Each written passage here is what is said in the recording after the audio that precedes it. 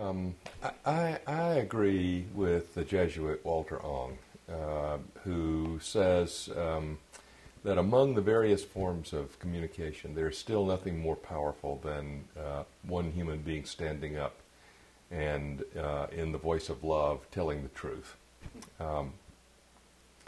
I don't imply by that, however, that there's not a place for the visual in preaching. But I think there is a kind of naive assumption on the part of some in our culture that you really come alive when you move to a visual or PowerPoint. And I think there is a certain vitality to the image, but there can be a certain flatness to it as well. You can go places orally, you cannot go visually.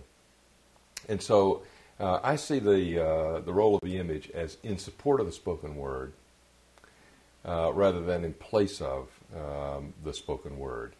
And I think we've got a lot to learn yet about how best to use images in preaching, whether they be video clips or artistic images, in ways that enhance the spoken word rather than take away from the power of the spoken word.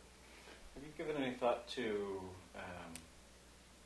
criteria? What would be some of the either practical or theological criteria that preachers might use to assess how and where and what kind of images to use?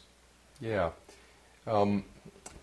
I think there's developing, for very important but complex cultural reasons, a new style of at least American preaching. And I think at its best, it's going to be a kind of rhythm between narration and didactic or teaching style. And I can say more about that if you want me to, but I think that I actually think that the use of images, it works best when it operates on the didactic or teaching side. So I can imagine a sermon, for example, in which we're going to be talking about Paul's engagement at Corinth and how that spreads out into our contemporary issues. But that lands often in a space in our culture where people don't know what Corinth is, don't know who Paul is, and need a little background. And so a map of Corinth, some images from Corinth, something to give us a context. That's working on the didactic side so that the narrative side of it can come alive.